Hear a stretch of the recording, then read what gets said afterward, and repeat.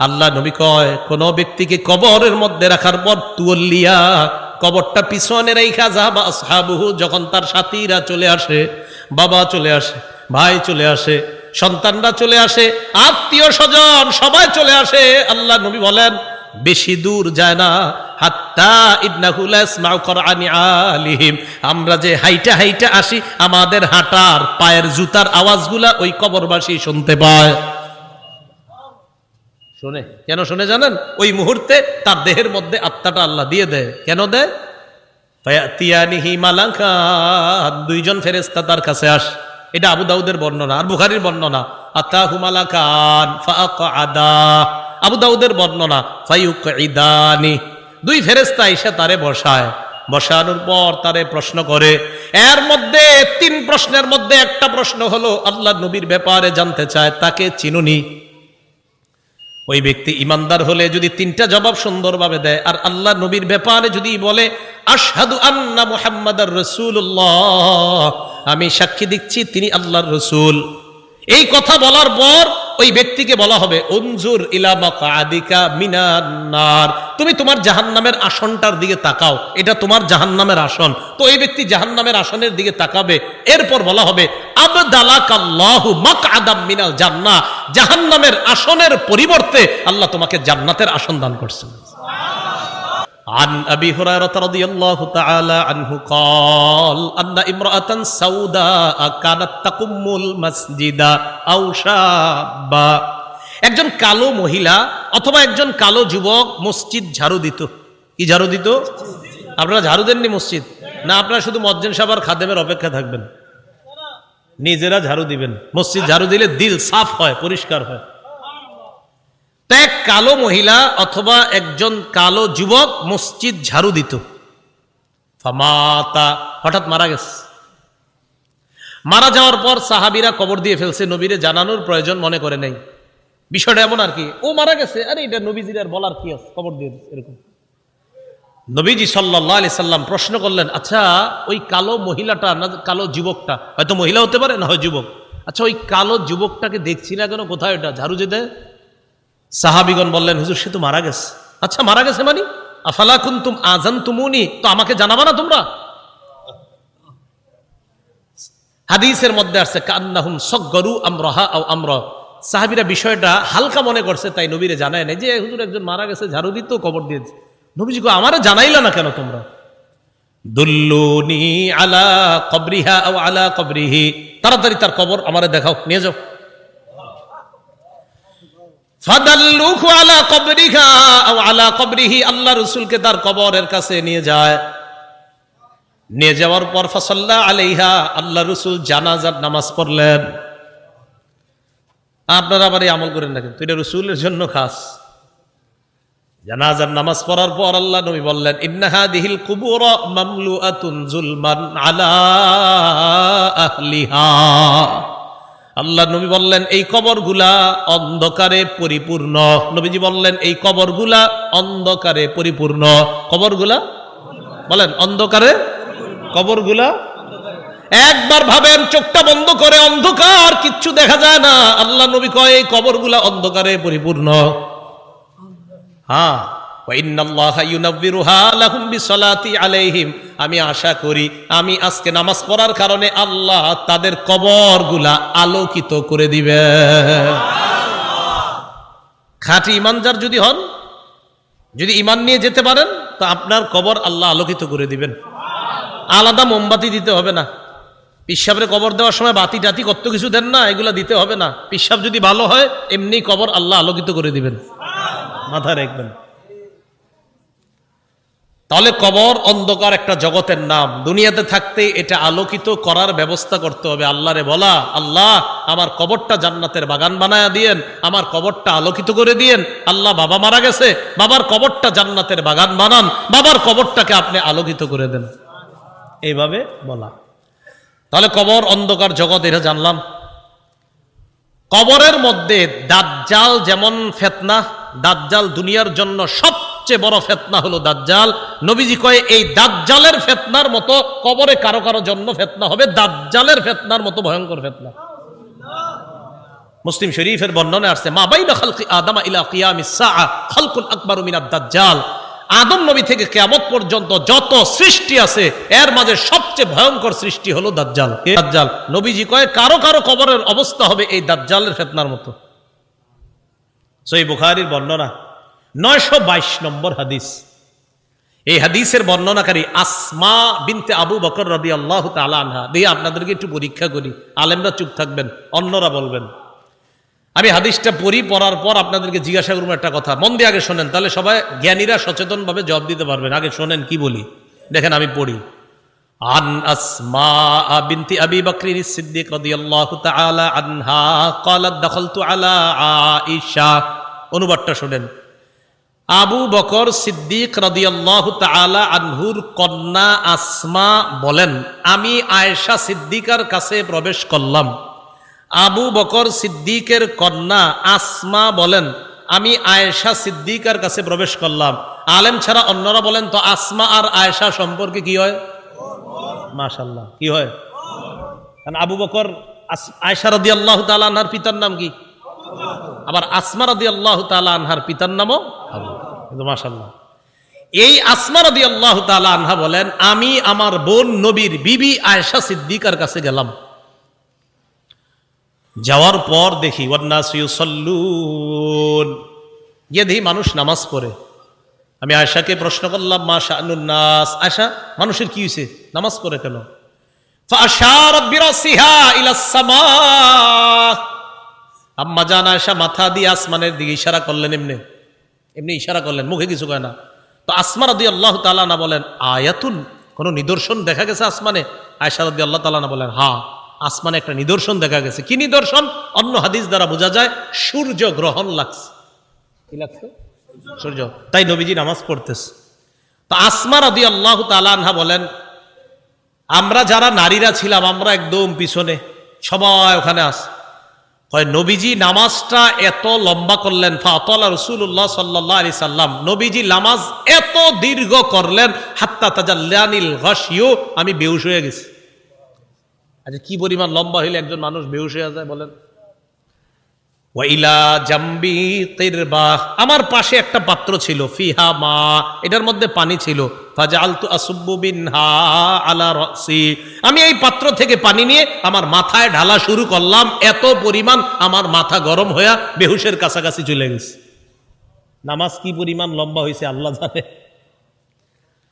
তো আসমা রাদিয়াল্লাহু তাআলা আনহা বলেন, এক পর্যায়ে ফালাম্মান সরাফা রাসূলুল্লাহ সাল্লাল্লাহু আলাইহি ওয়াসাল্লাম হাত্তা তাজাল্লাতিশ শামস, নবীজি নামাজ শেষ করছে, ইতিমধ্যে সূর্য স্বাভাবিক হয়ে গেছে, সূর্য ঠিক হয়ে গেছে। আমি যেই কথাটা বলার জন্য আপনাদেরকে হাদিসটা শোনাইতেছি, কোনটা? দাজ্জালের ফিতনা, এটা শোনানোর জন্য। এবার দেখেন নবীজি কি বলেন। নবীজি বলেন, নবীজি নামাজের পর একটা ভাষণ দিলেন, খুতবা দিলেন, নামাজের পর ভাষণ দিলেন। ভাষণের মধ্যে নবী বললেন, মা মিন শাইইন লাম আকুন উরিতুহু ইল্লা ক্বাদ রাআইতুহু ফি মাকামি, ইতিপূর্বে আমাকে যা দেখানো হয় নাই আজকে আমি সব দেখছি। এই নামাজের মধ্যে আমি সব। নামাজটা কি শর্ট ছিল না লম্বা? নবীজি বলেন, ইতিপূর্বে আমাকে এমন যা কিছু দেখানো হয় না আজকে আমি সব দেখছি। শেষে কি কয় জানেন? হাত্তাল জান্নাহ ওয়ান নার, জান্নাত জাহান্নামও দেখছি। আরেকটা বর্ণনা আছে, সূর্য গ্রহণের নামাজে নবীজি দাঁড়াইছে না, আমার দিকে তাকান, সামনের কাতারের সাহাবী যারা, তারা তাকায় দেখে নবীজি নামাজের মধ্যে হঠাৎ এমন করছে, যে এমন করছে এভাবে। তো নামাজ শেষ, আপনারা আবার এরকম করেন না, কিন্তু পুরাটা শোনেন আগে। একদল করবো কি যে নবীজি এরকম করছে আমিও করবো, আরে পুরাটা শোনেন কি কয়। নামাজ শেষ করার পর নবীজিকে এক সাহাবী বললেন, হুজুর আজকে আপনি এমন একটা কাজ করছেন যেটা অতীতে দেখি নেই। নবীজি, আচ্ছা খেয়াল করছো? কয় হ্যাঁ। ওই মুহূর্তে আমি জান্নাতের আঙ্গুরের ছড়া দেখছিলাম, ওইটা আমি হাত দিতে গেছিলাম, যদি আনতে পারতাম কিয়ামত পর্যন্ত সবাই খাইতে পারতাম। আপনারা কি আঙ্গুর দেখেন নামাজে? তো দেখলেন আর দিবেন, দেন না তো, এই জন্য আমল করতে চান না। তো রাসূলুল্লাহ সাল্লাল্লাহু আলাইহি সাল্লাম বলেন, মা মিন শাইইন লাম আকুন উরিতুহু ইল্লা ক্বাদ রাআইতুহু ফি মাকামি, ইতিপূর্বে আমাকে যা দেখানো হয় নাই আজকে আমি সব দেখলাম। হাত্তাল জান্নাহ ওয়ান নার, জান্নাত জাহান্নাম আমি দেখলাম। নবীজি বলেন ইন্নাহু কদ উহিয়া ইলাইয়া আন্না, আল্লাহ রাসূল বলেন আমার কাছে এই ওহী প্রেরণ করা হয়েছে, আন্নাকুম তুফতানুনা ফিল কুবুর মিসলা আও করিবা মিন ফিতনাতি দাজ্জাল। আল্লাহ নবী বলেন আমার কাছে এই ওহী দেওয়া হয়েছে, তোমরা কবরের মধ্যে অনেকে এমন ফিতনার মধ্যে পড়বা যে ফিতনাটা হবে দাজ্জালের ফিতনার মতো ফিতনা। বলেন নাউজুবিল্লাহ। বিশ্বাস করেন দাজ্জালের ব্যাপারে আমি পড়ছি বলে আপনাদেরকে বলে বুঝাইতে পারতেছি না, তো আমি বুঝতেছি যদি দাজ্জালের ফিতনাটা হয় তো কত বড় ভয়ঙ্কর ফিতনা হবে। আমি সবগুলা কথা বললে বুঝতে পারতেন যে দাজ্জাল কতটা ভয়ঙ্কর ফিতনার নাম। রাসূল বললেন কবরে অনেকের এই ফিতনা হবে দাজ্জালের মতো, খুব ভয়ঙ্কর ফিতনা, ও কঠিন ভয়ঙ্কর ফিতনা। আল্লাহ আমাদেরকে হেফাজত করেন। তো আল্লাহ কয় এই কবর পর্যন্ত তোমরা সম্পদের প্রতিযোগিতা চলে, যেই কবরে এই অবস্থা হবে আর তোমরা সম্পদ নিয়ে ব্যস্ত আছো। সহিহ বুখারীর বর্ণনা 1372 নম্বর হাদিস। এই হাদিসের বর্ণনাকারী আম্মা জান আয়েশা সিদ্দিকা রাদিয়াল্লাহু তাআলা আনহা, তিনি বলেন আন্না ইয়াহুদিয়াতান দাখালাত আলা আয়েশা সিদ্দিকা রাদিয়াল্লাহু তাআলা আনহা ফাসআলাত আন আযাবিল কবর। এক ইহুদি নারী আম্মাজান আয়েশার কাছে এসে কবরের আযাব সম্পর্কে জিজ্ঞাসা করছে। আম্মাজান আয়েশা সিদ্দিকা রাদিয়াল্লাহু তাআলা আনহা জবাব দিলেন আযাকিল্লাহু মিন আযাবিল কবর, আল্লাহ তোমারে গজবে কবরের আযাব থেকে হেফাজত করুক। এটা আম্মাজান বইলা নবীজির কাছে গেছে। ফাসআলাত আয়েশা রাসূলুল্লাহ সাল্লাল্লাহু আলাইহি ওয়াসাল্লাম আন আযাবিল কবর। আম্মা জান আয়েশা আল্লাহ রাসূলকে কবরের আযাব সম্পর্কে জিজ্ঞাসা করলেন। আল্লাহ নবী জবাব দিলেন আযাবুল কবর, হ্যাঁ কবরের আযাব সত্য। বলেন কবরের আযাব সত্য। তাহলে কবরের আযাব কি বলেন তো? সত্য। এটা নবীজি জানায়া দিলেন তার বিবিকে। সহিহ বুখারীর 1338 নম্বর হাদিস। এই হাদিসের মধ্যে আসছে قال رسول الله صلى الله عليه وسلم العبد اذا وضع في قبره, নবীজি বলেন কোন বান্দাকে যখন কবরের মধ্যে রাখা হয়, রাখার পর ওয়াতুল্লিয়া, আমাকে আপনাকে মরণের পর যখন বাসতলায় রেখে আসা হবে, আসার পর তুল্লিয়া, আমাকে আপনাকে যখন পিছনে রাইখা, যাহাবা আসহাবুহু, সাথীরা যখন চলে আসবে। একবার কল্পনা আলেন রাতের বেলা বিছানায় যখন বালিশে যখন মাথাটা লাগানোর পর কল্পনা করেন আমি মারা গেলাম, যাওয়ার পর বাসতলায় কোন কবরের মধ্যে আমাকে রেখে আমার আত্মীয় স্বজন চলে আসছে, ব্যাপারটা কেমন একটু চিন্তা করেন। আল্লাহ নবী কয় কোন ব্যক্তিকে কবরের মধ্যে রাখার পর তুল্লিয়া, কবরটা পিছনে রেখা, যাহাবা আসহাবুহু, যখন তার সাথীরা চলে আসে, বাবা চলে আসে, ভাই চলে আসে, সন্তানরা চলে আসে, আত্মীয় স্বজন সবাই চলে আসে, আল্লাহ নবী বলেন বেশি দূর যায় না, হাত্তা ইন্নাহু লা ইয়াসমাউ কুরআনি আলিহিম, আমরা যে হাইটা হাইটা আসি আমাদের হাঁটার পায়ের জুতার আওয়াজগুলা ওই কবরবাসী শুনতে পায়। শুনে কেন শুনে জানেন? ওই মুহূর্তে তার দেহের মধ্যে আত্মাটা আল্লাহ দিয়ে দেয়। কেন দেয়? ফায়াতিয়ানিহি মালাকান, দুইজন ফেরেশতা তার কাছে আসে। এটা আবু দাউদের বর্ণনা আর বুখারীর বর্ণনা। আতাহু মালাকান ফাআকআদা, আবু দাউদের বর্ণনা ফায়ুকঈদানি, দুই ফেরেশতা এসে তারে বসায়, বসানোর পর তারে প্রশ্ন করে। এর মধ্যে তিন প্রশ্নের মধ্যে একটা প্রশ্ন হলো আল্লাহ নবীর ব্যাপারে জানতে চায়, তাকে চিনুনি?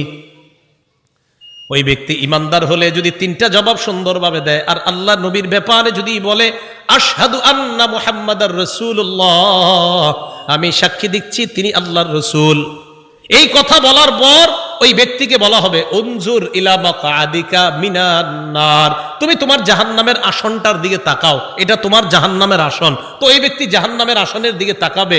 এরপর বলা হবে আবদালাকাল্লাহু মাকআদাম মিনাল জান্নাহ, জাহান্নামের আসনের পরিবর্তে আল্লাহ তোমাকে জান্নাতের আসন দান করছেন। তা আল্লাহ কয় এই কবরে তুমি থাকতে হবে, আমরা থাকতে হবে। আল্লাহকুমুত তাকাসুরু হাত্তা যুরতুমুল মাকাবির, কবর পর্যন্ত সম্পদের প্রতিযোগিতা তোমাদের চলছে। সূরা মুনাফিকুনে আল্লাহ বলেন ইয়া আইয়ুহাল্লাযীনা আমানু লা তুলহিকুম আমওয়ালুকুম ওয়ালা আউলাদুকুম আন যিকরিল্লাহ। হে ঈমানদারগণ, লা তুলহিকুম আমওয়ালুকুম ওয়ালা আউলাদুকুম, তোমাদের সম্পদ, তোমাদের সন্তান যেন তোমাদেরকে আল্লাহ থেকে গাফেল করে না দেয়, আল্লাহ থেকে তোমাদেরকে অলস করে না দেয়, আল্লাহকে যেন ভুলিয়ে না দেয়। ওমাইয়া ফাল জালিকা, আল্লাহ বলেন যারা সম্পদ আর সন্তানের কারণে আল্লাহরে ভুলে যাবে, ফাউলাইকা হুমুল খাসিরুন, তারা ক্ষতিগ্রস্ত। নাউজুবিল্লাহ। বলেন সম্পদ দেয় কে? 10 তলা 20 তলার বাড়ির মালিক বানায় কে? আর 10 তলা 20 তলা হালাল পন্থায় হওয়াটা দোষের না। দোষ কোনটা? যে আল্লাহ মালিক বানাইছে তাকে ভুলে যাওয়া। বুঝে আসছিনি? তো আল্লাহ কয় তোমাদের এই প্রতিযোগিতা চলবে কবর পর্যন্ত। কতদিন? কবর পর্যন্ত। ক্বালা রাসূলুল্লাহ সাল্লাল্লাহু আলাইহি ওয়াসাল্লাম, নবীজি সাল্লাল্লাহু আলাইহি ওয়াসাল্লাম বলেন, লা ইয়াজালু কলবুল কাবীরি শাবান ফিসনাতাইন। আল্লাহ নবী বলেন বুড়া মানুষের অন্তর 2 ক্ষেত্রে যুবক হয়। বুড়া মানুষের অন্তর যুবক হয় কয় ক্ষেত্রে? আরে বৃদ্ধ মানুষ কি বৃদ্ধ হয় না যুবক হয়? বৃদ্ধ হয়। কয় কলবটা 2 ক্ষেত্রে যুবক হয়। কয় কোন ক্ষেত্রে? কয় ফি হিরসিল মাল, 1 নাম্বার সম্পদের লোভ, 2 নাম্বার ওয়াতুলিল আমাল, লম্বা আশা। কি আশা? লম্বা আশা। কেউ কাকা কই যান? বয়স কত? কয় 75। কোথায় যাচ্ছেন? মসজিদে। মনটা খারাপ কেন? আর বইল না, 4টা ছেলে ইতালি থাকে, এক একজন 5 লাখ করে বেতন। 5 নাম্বার ছেলেটা বাংলাদেশে 50,000 টাকা বেতন। আরে তারে এখনো কোনো কুল কিনারা করে দিতে পারি নাই, টেনশনে আছে কাকায়। রাসূলুল্লাহ সাল্লাল্লাহু আলাইহি সাল্লাম বলেন মানুষ বৃদ্ধ হয়, তার কলব 2 ক্ষেত্রে যুবক হয়। 1 সম্পদের লোভ, 2 লম্বা আশা, বড় আশা। আল্লাহ বুঝার তৌফিক দান করেন। রাসূলুল্লাহ সাল্লাল্লাহু আলাইহি সাল্লামের সাহাবী আব্দুল্লাহ ইবনে মাসউদ বলেন, খত্ত রাসূলুল্লাহ সাল্লাল্লাহু আলাইহি ওয়াসাল্লাম খত্তান মুরাব্বাআ। এই হাদিসটা বুঝতে হবে সবাই। নবীজি একটা চতুর্ভুজ আঁকলেন। ওই অঙ্কের ছাত্ররা কোথায়? কি আঁকলেন? চতুর্ভুজ আঁকার পর ওয়া খত্ত খত্তান ফিল ওয়াসাতি খারিজাম মিন, মাঝখান থেকে একটা দাগ দিলেন। এই দাগটা চতুর্ভুজের বাহিরে নিলেন। বলেন তো রাসূল কি আঁকলেন? মাঝখানের দাগটা ভিতরে না বাহিরে? আচ্ছা এবার দেখেন, মাঝখানে ছোট ছোট কিছু দাগ দিস। এটা চতুর্ভুজ, মাঝখানে ছোট ছোট কিছু দাগ, আর মাঝে একটা বড় দাগ। এই আশেপাশে কিছু ছোট ছোট দাগ, মাঝখানে লম্বা একটা দাগ। বলেন তো লম্বাটা কি ভিতরে আছে না বাহিরে? আচ্ছা একটু বুঝছেননি কথা? সুম্মা ক্বালা রাসূলুল্লাহ সাল্লাল্লাহু আলাইহি ওয়াসাল্লাম, নবীজি বলেন হাযাল ইনসান, মাঝখানের দাগটা হলো মানুষ। মাঝখানের দাগটা ওয়া হাযাল্লাযী মুহীতুন বিহি আও ক্বাদ আহাতা বিহি আজালু, চারদিকের চতুর্ভুজটা এটা হলো তার আয়ু, জীবন। এবার বলেন চারপাশে এই যে চতুর্ভুজটা, মাঝের দাগটা বলেন, মাঝের দাগ চতুর্ভুজ, চতুর্ভুজ আয়ু মানে জীবন। এই জীবন, এটা তার জীবন, মাঝে মানুষ। দাগ কি শেষ না মাঝে ছোট ছোট কিছু আছে? মাঝের ছোট ছোট দাগগুলা হাদিহিল আরাজ, এগুলা তার পেরেশানি, বিপদ, বালা মুসিবত, রোগ বিমারি। একটা আসে ভালো হয় আর একটা আসে, এরকম চলেনি জীবনে? একটার পর একটা আসতে থাকে। এই আসতে আসতে এক পর্যায়ে আবার জিজ্ঞাসা করছি, চারদিকের দাগ, মাঝের দাগ, ছোট্ট ছোট্ট দাগগুলা বালা মুসিবত, বিপদ আপদ, ব্যস্ততা। মাঝখানের দাগটা কি চতুর্ভুজের ভিতরে না বাহিরে? নবীজি বলেন মানুষ মারা যায়, বাহিরে যেই দাগটা এটা হলো তার আশা। মানুষ মারা যায়, আশাগুলা থেকে যায়। আশা কি জীবনের ভিতরে না বাইরে? এই যে মানুষ, ওর আশা হলো এত বড়, ও হলো একটু। এবার বাহিরে যেটা, এটা হলো ওর আশা। নবীজি কয় মানুষের জীবন এতটুকু, মানুষটা এতটুকু, ওর আশা এতটুকু, ও মারা যায়, আশাগুলা থেকে যায়। ভাই বুঝছেন নি আপনারা? আচ্ছা, তো আল্লাহ পাক রব্বুল আলামিন বলেন আলহাকুমুত তাকাসুর হাত্তা যুরতুমুল মাকাবির, কবর পর্যন্ত এই সম্পদের প্রতিযোগিতা, প্রাচুর্যের প্রতিযোগিতা তোমাদের চলতেই থাকে। আল্লাহ আমাদেরকে কবরের প্রস্তুতি নেওয়ার তৌফিক দান করেন। আচ্ছা এরপরে দেখেন কি বলে, কাল্লা সাউফা তা'লামুন সুম্মা কাল্লা সাউফা তা'লামুন, অপেক্ষায় থাকো, অচিরেই জানতে পারবা, অবশ্যই অচিরেই জানতে পারবা। কাল্লা লাউ তা'লামুনা ইলমাল ইয়াকিন, আল্লাহ বলেন যদি নিশ্চিত জ্ঞানে জানতা, লাতারাউন্নাল জাহিম, স্বচক্ষে জাহান্নাম দেখতে পাবা। আল্লাহ বলেন লা তারাউন্না, অবশ্যই অবশ্যই জাহান্নাম দেখবা। সুম্মা লা তারাউন্নাহা আইনাল ইয়াকিন, নিশ্চিত চোখে জাহান্নাম দেখবা। এরপর আল্লাহ বলেন সুম্মা লা তুসআলুন্না ইয়াউমা ইযিন আনিন নাঈম, এরপর তোমাদেরকে নিয়ামত সম্পর্কে জিজ্ঞাসা করা হবে। আল্লাহ বলেন অবশ্যই অবশ্যই তোমাদেরকে প্রতিটা নিয়ামতের কথা জিজ্ঞাসা করা হবে। আঙ্গুল, চোখ, কান, নাক, হাত, পা, প্রত্যেকটা অঙ্গের ব্যাপারে জিজ্ঞাসা করা হবে। ইন্নাস সামআ ওয়াল বাসারা ওয়াল ফুআদা, আল্লাহ বলেন কান শ্রবণ শক্তি, ওয়াল বাসর দৃষ্টি শক্তি, ওয়াল ফুআদা অন্তঃকরণ, সবগুলাকে কাঠগড়ায় দাঁড়াতে হবে, সবগুলাকে জিজ্ঞাসা করা হবে। এগুলার ব্যাপারে তোমাকে কাঠগড়ায় দাঁড়াতে হবে, তোমাকে জিজ্ঞাসা করা হবে সঠিকভাবে এগুলা খরচ করছো কিনা। এবার একটা হাদিস শুনেন, বলেন তো নেয়ামতের ব্যাপারে জিজ্ঞাসা করা হবে কিনা? আজকে রাতে ভাত খাইছে, খাবার, রাতের খাবার কারা কারা খাইছেন হাত তোলেন। অন্যরা খান নাই রাতের খাবার? মাশাআল্লাহ, খাবেন ইনশাল্লাহ নাকি? দুপুরের খাবার কারা কারা খাইছেন? ঠিক আছে, হাত নামান, ব্যাস একটা হইলে হইছে। এবার হাদিস শোনেন, মুসলিম শরীফের 4208 নম্বর হাদিস। আবু হুরায়রা রাদিয়াল্লাহু তাআলা আনহুর বর্ণনা, তিনি বলেন খরাজা রাসূলুল্লাহ সাল্লাল্লাহু আলাইহি ওয়াসাল্লাম যাতা ইয়াউমিন আও যাতা লাইলা, একদিন রাতে অথবা দিনে রাসূল বাসা থেকে বের হলেন। কোথা থেকে বের হইছে? রাতে বা দিনে। বের হওয়ার পর আসছে, আয়েশা দেখে ফাইদা হুয়া বিআবি বকরিন ওয়া উমর, নবীজি দেখে আবু বকর ওমর বসা। আবু হুরায়রা রাদিয়াল্লাহু তাআলা আনহু বলেন নবীজি বাসা থেকে বের হয়েছে, বের হয়ে দেখে আবু বকর ওমরও বসা। এই হাদিসটা একটু মন দিয়ে সবাই শুনেন আর নিজেদের জীবনটা একটু চিন্তা করেন। নবীজি তাদের দুইজনকে প্রশ্ন করলেন, আবু বকর এবং ওমর, এই দুই সাহাবী, বিখ্যাত দুই সাহাবীকে প্রশ্ন করলেন, আচ্ছা তোমরা এইখানে এই মুহূর্তে কেন? মা আখরাজাকুমা ফি হাদিহিস সাআ, এই সময়ে তোমরা এখানে কেন? অসময়ে মানে এই সময় মানে অসময়ে, আরে এই সময়ে তোমরা এখানে কেন? এই হাদিস দ্বারা বোঝা যায় সাধারণত যেই সময় মানুষ ঘর থেকে বেশি একটা বের হয় না, ওই সময়ে নবীও বের হইলেন, আবু বকরও বের হইছে, ওমরও বের হইছে। নবী বের না হইলে জিজ্ঞাসা করে কেন? আবু বকর ওমর জবাব দিলেন, আহারে কি জবাব দেয় দেখেন, ক্বালাল জুউ ইয়া রাসূলুল্লাহ, হুজুর খিদা লাগছে, ক্ষুধার কারণে বের হইছে। সম্পদ সব ছেড়েছে মক্কায়, নবীর সাথে চলে এসেছে মদিনায়। নবীজি যে জবাবটা দিলেন, আল্লাহ নবী বললেন আল্লাযী নাফসি বিয়াদিহি আখরাজানিল্লাযী আখরাজাকুমা। আবু বকর ওমরকে আল্লাহ নবী বলেন, আল্লাহর কসম আবু বকর ওমর, তোমরা যে ক্ষুধার কারণে বের হয়েছো, আমিও ক্ষুধার কারণে বের হইছি।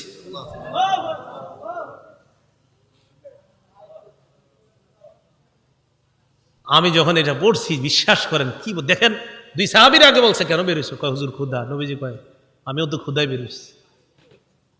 কওমু, চলো আমার সাথে চলো। ফাকামু মাআ, দুই সাহাবী আল্লাহ নবীর সাথে চললেন। ফাআতা রাজুলাম মিনাল আনসার, এক আনসারী সাহাবীর বাড়িতে গেলেন।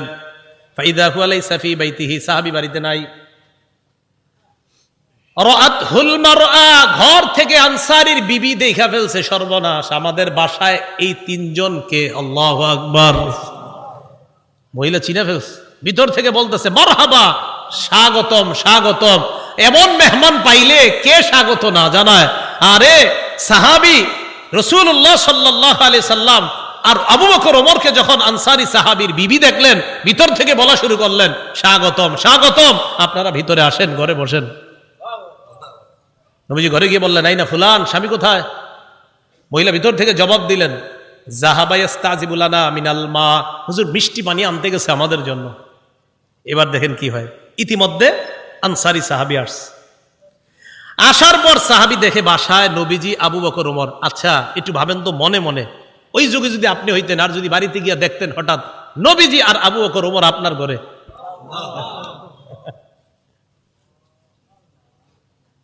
সাহাবী দেখে কি কয়, মা আহাদুল ইয়াউমা আকরামা আদিয়াফা মিন্নি।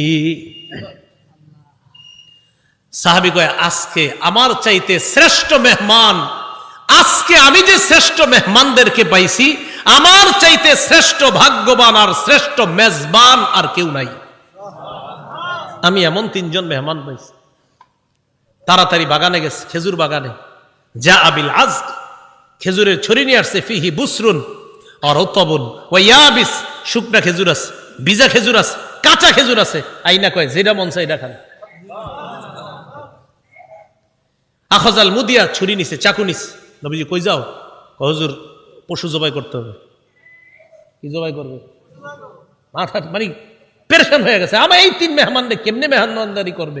পশু জবাই করতে হবে। নবী কয় ইয়াকা ওয়াল হালুব, এই তুমি আবার মাথা গরম কইরা দুধালু কোনো পশুরে জবাই করো না। দুধ দেয় যে পশু, বর্তমানে দুধ দিতেছে এরকম পশু জবাই করো না। জি ঠিক আছে। ফাযাবাহা লাহুম, স্বাভাবিক একটা বকরি জবাই করছে। নবীজিরে গোস্ত দিয়ে, খেজুর দিয়ে, মিষ্টি পানি দিয়ে মেহমানদারি করলেন। করার পর যেই কথাটা নবী বলছে, এটা বলার জন্য আপনাদেরকে লম্বা হাদিসটা শোনাইলাম। নবীজি আবু বকর ওমরকে বললেন, আবু বকর ওমর, বাহিরে আসছিলা কিভাবে বলো তো?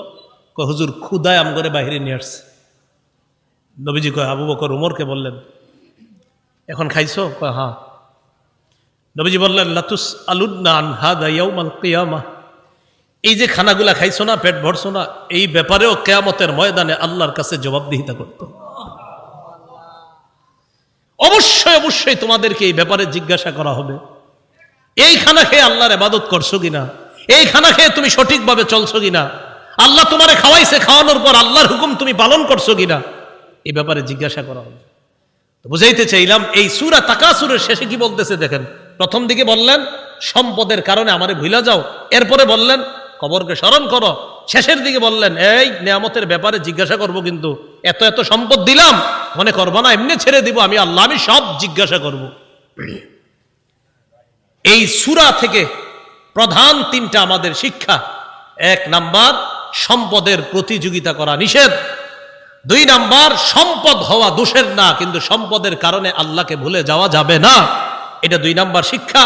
3 নাম্বার, কবরের কথা স্মরণ করা। এই প্রথম হলো 3টা শিক্ষা। শেষের দিকে আরেকটা, কবরে আরেকটা তোমার জগৎ, ওই জগতে তোমাকে নিয়ামত সম্পর্কে জিজ্ঞাসা করা হবে। কিয়ামতের ময়দানে তোমাকে 5 প্রশ্ন করার আগে তোমার পা 2টা সামান্য সময়ের জন্য নড়বে না।